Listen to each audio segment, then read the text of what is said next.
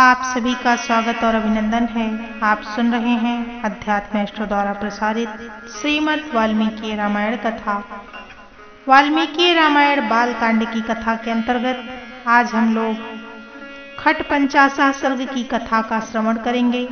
56वें सर्ग की कथा की विषय वस्तु है विश्वामित्र द्वारा वशिष्ठ जी पर नाना प्रकार के दिव्यास्त्रों का प्रयोग और वशिष्ठ द्वारा ब्रह्मदंड से ही उनका समन एवं विश्वामित्र का ब्राह्मणत्व की प्राप्ति के लिए तप करने का निश्चय। एवं मुक्तो वसिष्ठेन विश्वामित्रो महाबलः आग्नेयं तो उद्दिश्य तिष्ठ तिष्ठेति चाब्रवीत्। वशिष्ठ जी के ऐसा कहने पर महाबली विश्वामित्र आग्नेयास्त्र लेकर बोले, अरे खड़ा रहे। ब्रह्मदंडम समुद्यम्यं कालदंडम विवापरम वसिष्ठो भगवान क्रोधादिदं वचनम अब्रवीत्। उस समय द्वितीय कालदंड के समान ब्रह्मदंड को उठाकर भगवान वशिष्ठ ने क्रोधपूर्वक इस प्रकार कहा,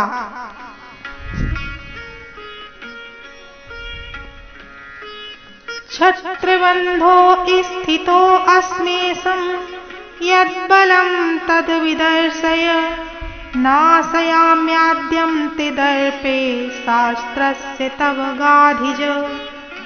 क्षत्रियाधम ले, यह मैं खड़ा हूँ, तेरे पास जो बल हो उसे दिखा। गाधिपुत्र, आज तेरे अस्त्र शस्त्रों के ज्ञान का घमंड मैं अभी धूल में मिला दूंगा। क्वाच ते क्षत्रिय बलम क्वाच ब्रह्म बलम महत् पश्य ब्रह्म बलम दिव्यम मम क्षत्रिय पांसनम। क्षत्रिय कुल कलंक, कहाँ तेरा छत्र बल क्षत्रिय बल और कहाँ महान ब्रह्म बल। मेरे दिव्य ब्रह्म बल को देख ले। तस्यास्त्रं गाधिपुत्रस्य घोरम आग्नेयम उत्तमम ब्रह्मदंडेन तच्छांतम अग्निर्वेगम इवांभसा। गाधिपुत्र विश्वामित्र का वह उत्तम एवं भयंकर आग्नेयास्त्र वशिष्ठ जी के ब्रह्मदंड से उसी समय शांत हो गया, जैसे पानी पड़ने से जलती हुई आग का वेग। वारुणं चैव रौद्रं च ऐन्द्रं पाशुपतं तथा एसीकं चापि निक्षेप कुपितो गाधिनंदनः। तब गाधिपुत्र विश्वामित्र ने कुपित होकर वारुण, रौद्र, इंद्र, पाशुपत और एसीक नामक अस्त्रों का प्रयोग किया। मानवं मोहनं चैव गांधर्वे स्वापनं तथा ब्रह्मणं मादनं चैव संतापन विलापने शोषणं दारणं चैव वज्रमस्त्रं सुदुर्युजं ब्रह्मपाशं कालपाशं वारुणं पाशमेव च पिनाकास्त्रं दयितं शुष्कार्दे हसनीं तथा दण्डास्त्रमयं पैशाचं क्रौञ्चमस्त्रं तथैव च धर्मचक्रं कालचक्रं विष्णुचक्रं तथैव च वायव्यं मथनं चैव अस्त्रं हयशिरस्तथा शक्तिद्वयं च चिक्षेपं कंकाणं मुसलं तथा वैद्याधरं महास्त्रं च कालस्वामथं दारुणं त्रिशूलस्त्रं घोरं च कापालं मथं कंकणम् एतान्यस्त्राणि चिक्षेपि सर्वाणि रघुनंदन।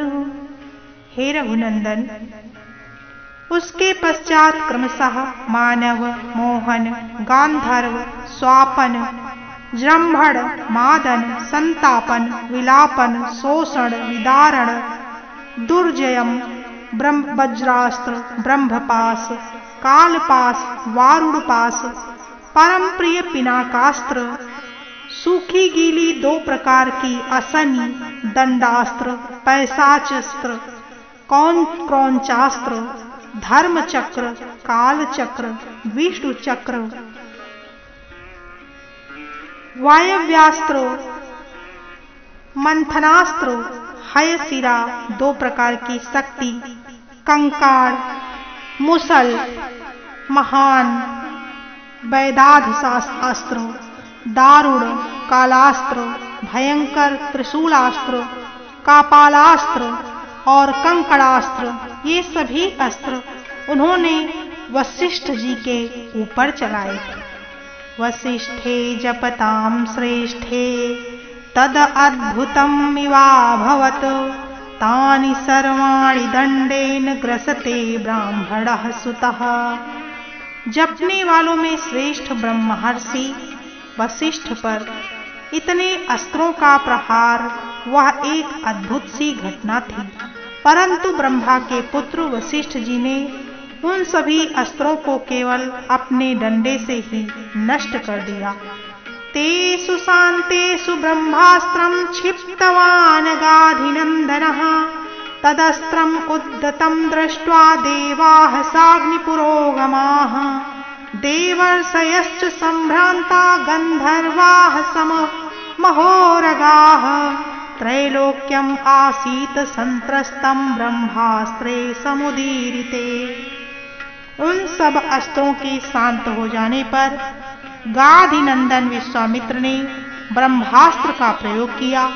ब्रह्मास्त्र को उद्दत देख अग्नि आदि देवता, देवर्षि, गंधर्व और बड़े बड़े नाग भी दहल गए।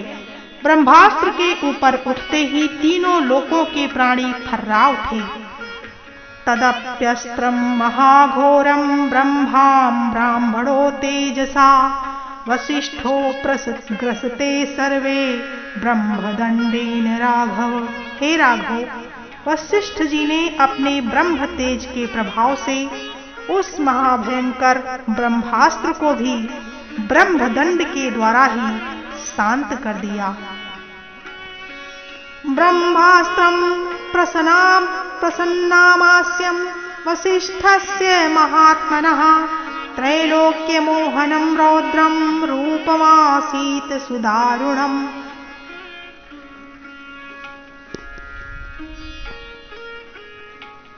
ब्रह्मास्त्रं प्रसमानस्य वसिष्ठस्य महात्मनः त्रैलोक्यमोहनं रौद्रं रूपमासीत् सुदारुणम्। उस ब्रह्मास्त्र को शांत करते समय महात्मा वशिष्ठ का वह रौद्र रूप तीनों लोकों को मोह में डालने वाला और अत्यंत भयंकर जान पड़ता था। रोमकूपेषु सर्वेषु वसिष्ठस्य महात्मनः मारीच्यैव निस्पेतुरग्ने धूर्माकुलार्चिसः।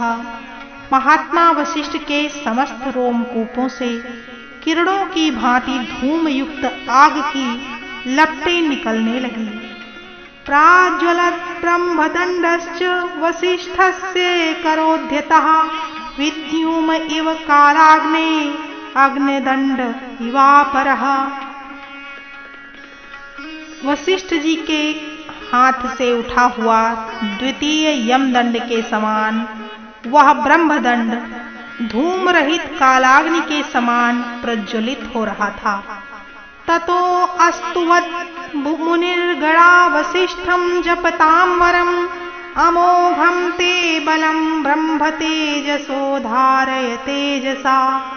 उस समय समस्त मुनिगण मंत्र जपने वालों में श्रेष्ठ वशिष्ठ मुनि की स्तुति करते हुए बोले, ब्राह्मण, आपका बल अमोघ है। आप अपने तेज से अपनी शक्ति को समेट लीजिए। निगृहीतस्त्वया ब्राह्मण विश्वामित्रो महाबलः अमोघं ते बलम श्रेष्ठ लोकाः सन्तु गतव्यया। महाबली विश्वामित्र आपसे पराजित हो गए। मुनि श्रेष्ठ, आपका बल अमोघ है। अब आप शांत हो जाइए, जिससे लोगों की व्यथा दूर हो सके।